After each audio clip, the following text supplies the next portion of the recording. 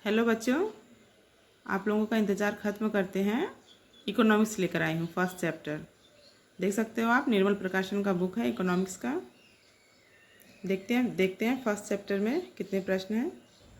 First chapter है मुद्रा, banking और मुद्रास्फीति। तो इसमें कितने मार्क्स के प्रश्न आते हैं देखते हैं।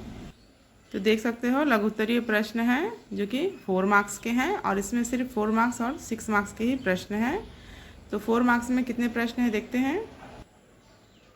तो 4 मार्क्स में 36 प्रश्न हैं।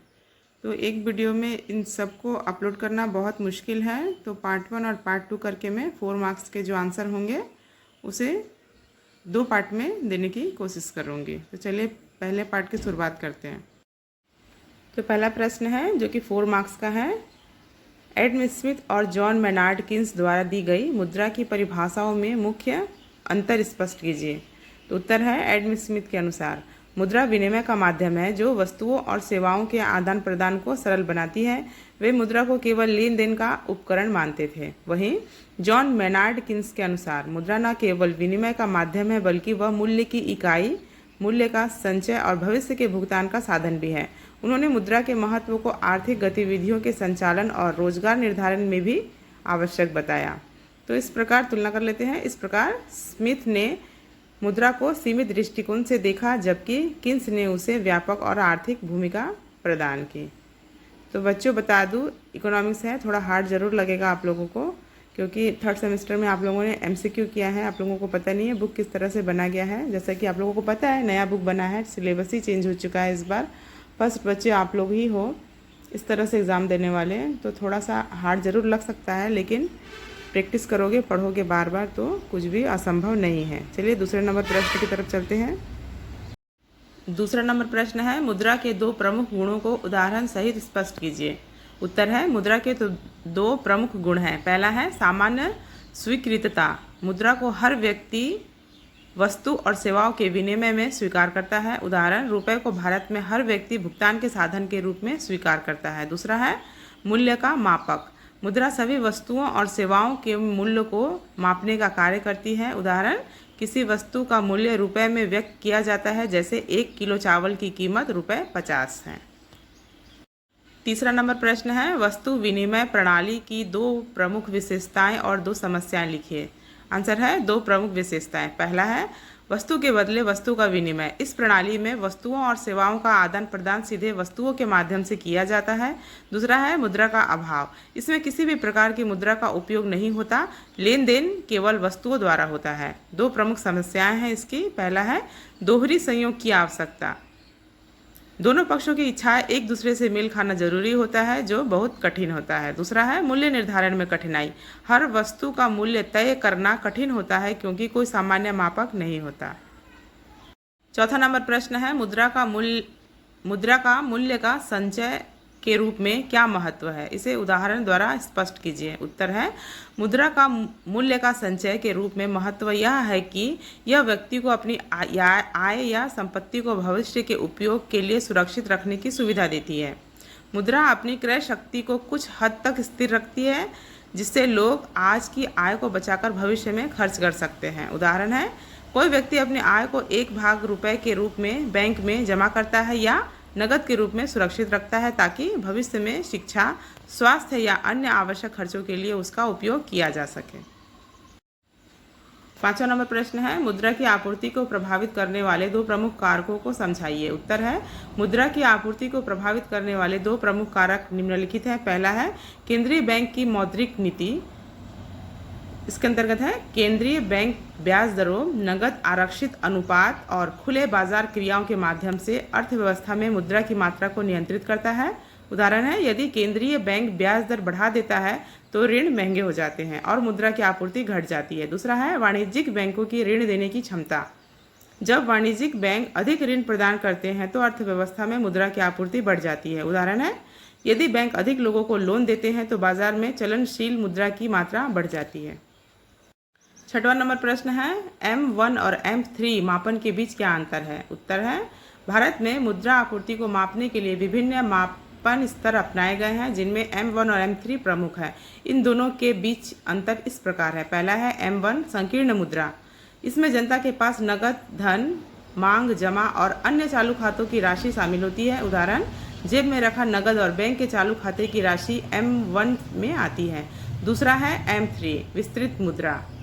इसमें M1 के साथ साथ बैंकों में जमा की गई सावधि जमाएं भी शामिल होती हैं। उदाहरण है, बैंक में फिक्स डिपॉजिट और सेविंग अकाउंट्स की राशि M3 में आती हैं।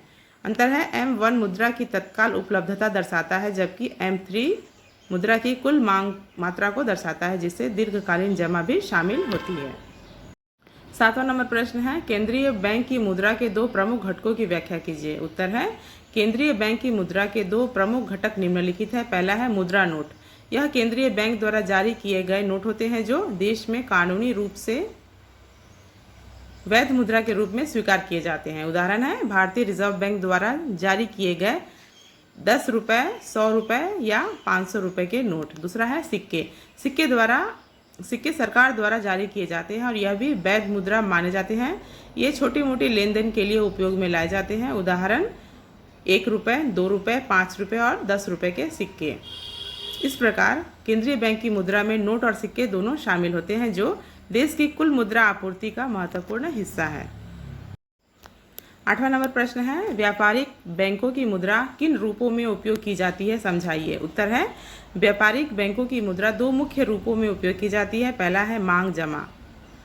ये वे जमा होती हैं जिन्हें ग्राहक किसी भी समय बैंक से निकाल सकते हैं। ये मुद्रा के रूप में कार्य करती है, क्योंकि इन्हें चेक या ऑनलाइन माध्यम से भुगतान के लिए उपयोग किया जा सकता है। उदाहरण है, चालू खाता या बचत खाता में रखी गई राशि। दूसरा है ऋण के रूप में बनाई गई मुद्रा। जब बैंक किसी व्यक्ति को ऋण देता है तो वह उसकी खाते में उतनी राशि जमा कर देता है। यह राशि भी मुद्रा की तरह काम करती है, क्योंकि इसका उपयोग वस्तु और सेवाओं की खरीद के लिए किया जा सकता है। उदाहरण, बैंक द्वारा दिया गया पर्सनल लोन या बिजनेस लोन। 9वां नंबर प्रश्न है, केंद्रीय बैंक की मुद्रा और वाणिज्यिक बैंक की मुद्रा में दो प्रमुख अंतर स्पष्ट कीजिए। उत्तर है, केंद्रीय बैंक और वाणिज्यिक बैंक की मुद्रा में मुख्य अंतर इस प्रकार है। पहला है स्रोत और निर्माण। केंद्रीय बैंक की मुद्रा, इसे केवल केंद्रीय बैंक जारी करता है और इसे कानूनी मुद्रा माना जाता है। वाणिज्यिक बैंक की मुद्रा, यह बैंक द्वारा ऋण प्रदान करने के माध्यम से बनाई जाती है और इसे ऋण मुद्रा कहते हैं। दूसरा है उद्देश्य और उपयोग। केंद्रीय बैंक की मुद्रा, इस मुख्य उद्देश्य देश में मुद्रा आपूर्ति को नियंत्रित करना और मौद्रिक स्थिरता बनाए रखना है। वाणिज्यिक बैंक की मुद्रा, इसका मुख्य उद्देश्य व्यापार और व्यक्तिगत आवश्यकताओं के लिए मुद्रा प्रदान करना और अर्थव्यवस्था में क्रेडिट सृजित करना है। 10वां नंबर प्रश्न है, व्यापारिक बैंकों के दो प्राथमिक कार्यों का वर्णन कीजिए। उत्तर है, व्यापारिक बैंकों के दो प्रमुख कार्य निम्नलिखित है। पहला है जमा स्वीकार करना। व्यापारिक बैंक जनता से चालू खाता, बचत खाता और सावधि जमा जैसे विभिन्न प्रकार के जमा स्वीकार करते हैं। यह ग्राहकों की धनराशि को सुरक्षित रखने और उन्हें सुविधा प्रदान करने का कार्य करता है। उदाहरण है, व्यक्ति अपनी मासिक आय का हिस्सा बचत खाते में जमा करता है। दूसरा है ऋण प्रदान करना। बैंक जमा राशि का उपयोग कर व्यक्तियों, व्यवसायों और उद्योगों को ऋण प्रदान करते हैं। यह आर्थिक गतिविधियों और निवेश को प्रोत्साहित करता है। उदाहरण है, किसी व्यवसाय को व्यापार विस्तार के लिए बैंक लोन देना। किसी व्यवसाय को व्यापार विस्तार के लिए बैंक लोन देना। अगला आगे बढ़ते हैं। 11वां नंबर प्रश्न है, शाख निर्माण क्या है? व्यापारिक बैंक शाख का निर्माण कैसे करते हैं? उत्तर है, शाख निर्माण वह प्रक्रिया है जिसके माध्यम से व्यापारिक बैंक नई मुद्रा उत्पन्न करते हैं। जब बैंक ग्राहकों को ऋण या लोन देते हैं तो वे उस राशि को सीधे उसके खाते में जमा कर देते हैं, जिससे अर्थव्यवस्था में मुद्रा की आपूर्ति बढ़ जाती है।